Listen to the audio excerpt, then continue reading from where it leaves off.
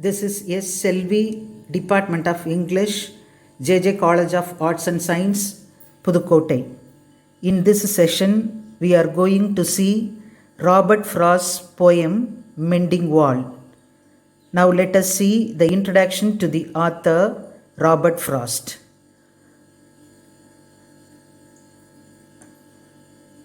Robert Frost was born in San Francisco. When Frost was 11 years old, his father died and his family relocated to Lawrence, Massachusetts, where his paternal grandparents lived. Frost graduated from Lawrence High School in 1892. After graduation, he briefly attended Dartmouth College, taught at grammar schools, worked at a mill, and served as a newspaper reporter. In 1897, Frost entered Harvard University as a special student but left before completing degree requirements because of a bout with tuberculosis and the birth of his second child. Frost published his first book of poetry, A Boy's Will, in the year 1913, which received appreciative reviews. His second collection, North of Boston, contains several of his most frequently anthologized pieces, including Mending Wall, The Death of a Hired Man, and After Apple Picking.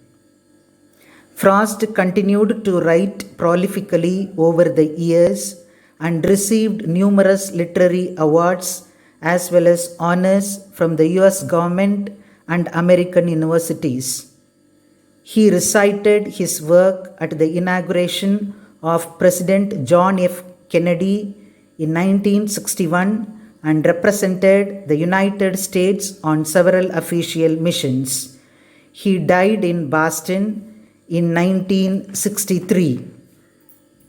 The poem Mending Wall was first published in Robert Frost's second collection, North of Boston, in 1914. It is a narrative poem that presents an encounter between two neighbors whose property line is marked by a stone fence. Throughout the poem, the wall functions as a metaphor indicating the necessity of simultaneous connection and separation between human beings. Its title, Mending Wall, is ambiguous in that mending can be taken either as a verb or an adjective. Considered with mending as a verb, the title refers to the activity that the poem's speaker and his neighbor perform in repairing the wall between their two forms. With mending considered as an adjective, the title suggests that the wall serves a more subtle function. As a mending wall, it keeps the relationship between the two neighbors in good condition. Now I am reading the first 4 lines of the poem Mending Wall.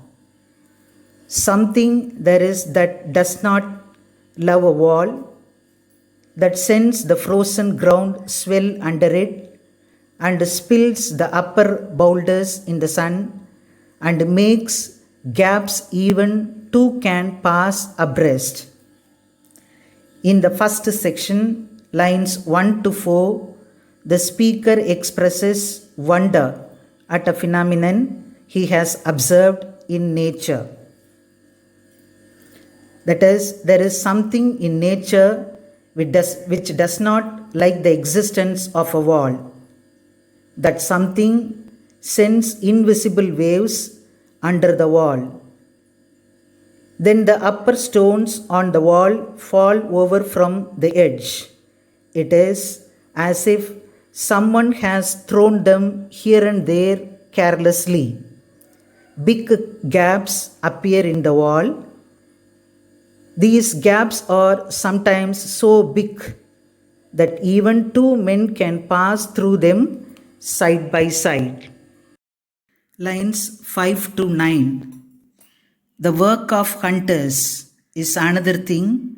I have come after them and made repair, where they have left not one stone on a stone, but they would have the rabbit out of hiding to please the yelping dogs.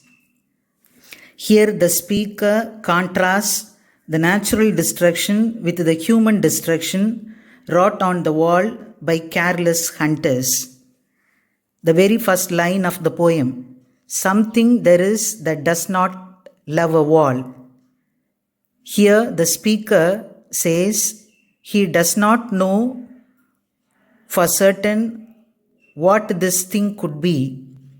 It could be due to the swelling of the ground under the wall, that is natural destruction.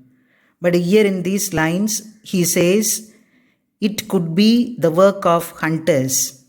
These hunters often throw down the entire wall. They don't leave even one stone on another stone. They do it to get some rabbit out of its hiding place under the wall.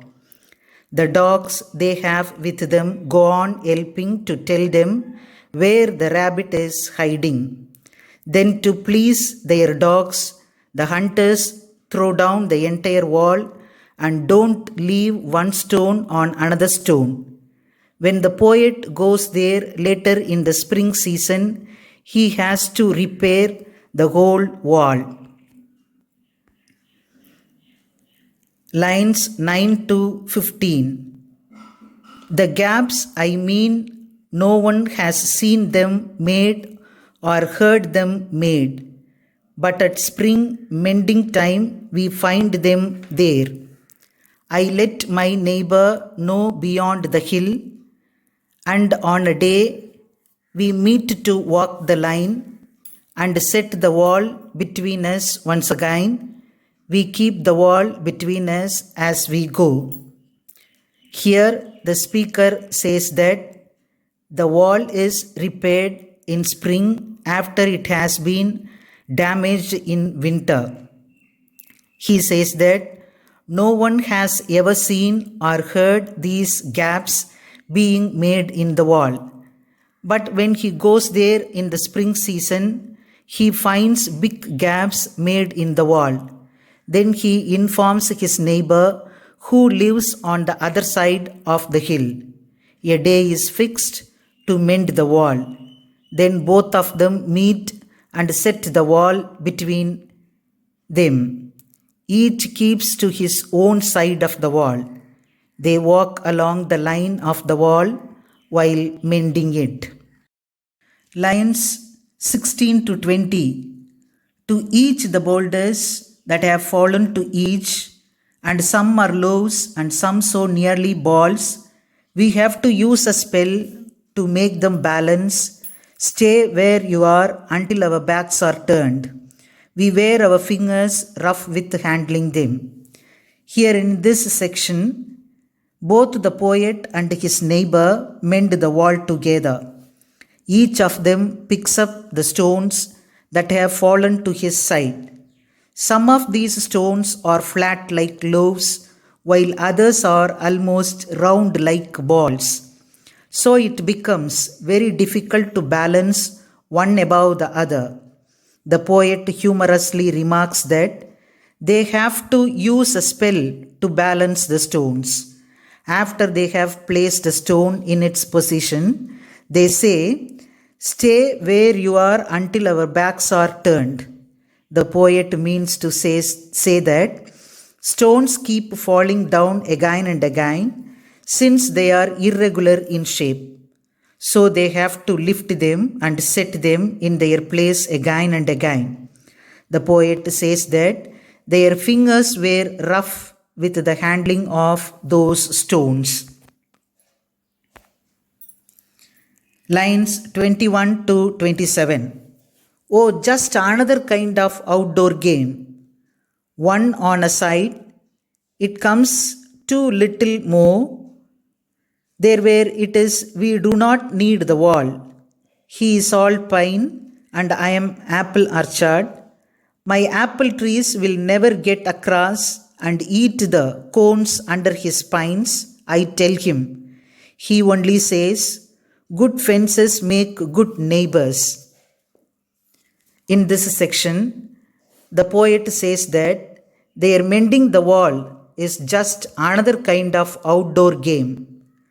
Like some other outdoor games, it has one player on each side. It is rather more than a game because they are raising a wall where there is no need of a wall. The neighbor has only pine trees on his side of the wall, while the poet's orchard has only apple trees. The poet humorously says to his neighbor, my apple trees will never get across and eat the cones under your pines. But the neighbor believes in the value of having walls and fences. He says, good fences make good neighbors. Lines 28 to 36. Spring is the mischief in me, and I wonder if I could put a notion in his head. Why do they make good neighbors, isn't it? Where there are cows, but here there are no cows. Before I built a wall, I would ask to know what I was walling in or walling out, and to whom I was like to give offense. Something there is that doesn't love a wall, that wants it down. Spring is the mischief in me.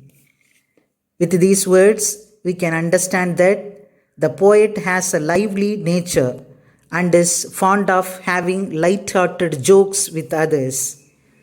He doesn't agree with his neighbor's view that good fences make good neighbors.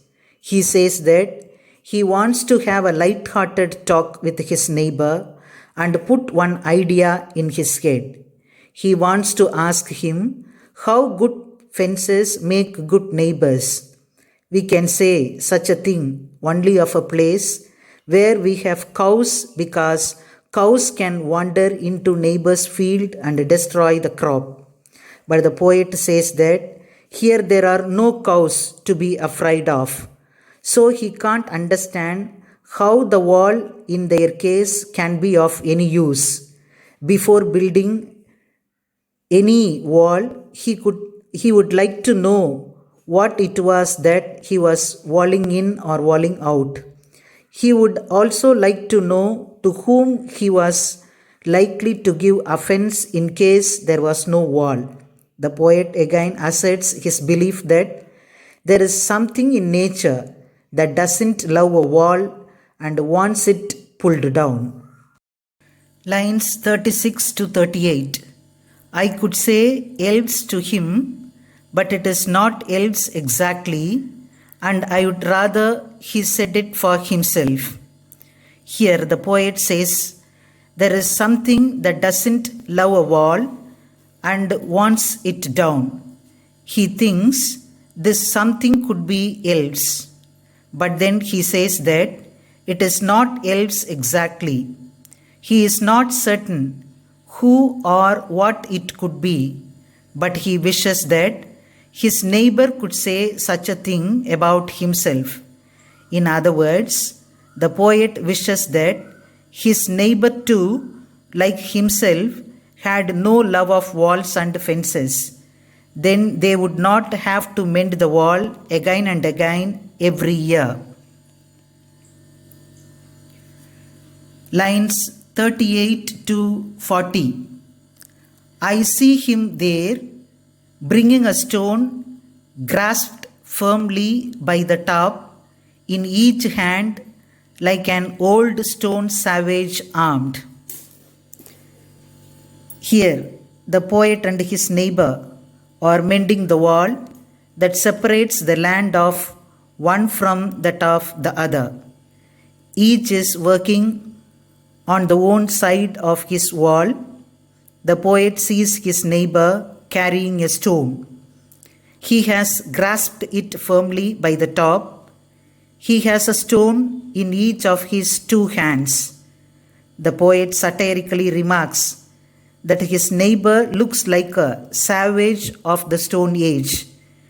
These lines clearly show that the poet considers building walls as a savage's way of life. He doesn't want any divisions or partitions in the life of modern civilized man.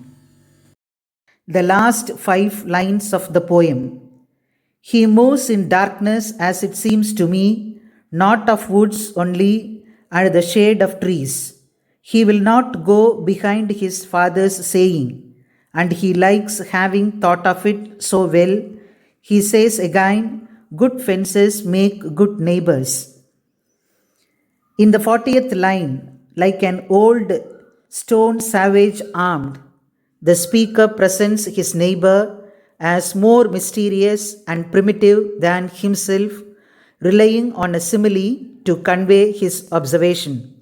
This simile, like an old stone savage armed, is appropriate because the farmers are literally using stones as their tools, but stone tools have the connotation of savage. He implies that the neighbor is also using the stones as weapons. He is armed. The speaker then moves from thoughts of the Stone Age to the thoughts of the Dark Ages, where darkness functions as a symbol for a lack of insight that is understood as progress. His darkness is more than literal, more than the shade provided by the trees, but also emotional in his refusal to become connected. So the last section concludes the poem in a mood of mild frustration. The neighbor's soul has not yet come out of the darkness of his narrow-mindedness. Though he is living in the modern age, he is still savage in his ways. He is not willing to give up the old, outdated, traditional views of his forefathers. He still loves to live in his own separate cell. He still believes that walls and fences are useful because good fences make good neighbors. Thank you.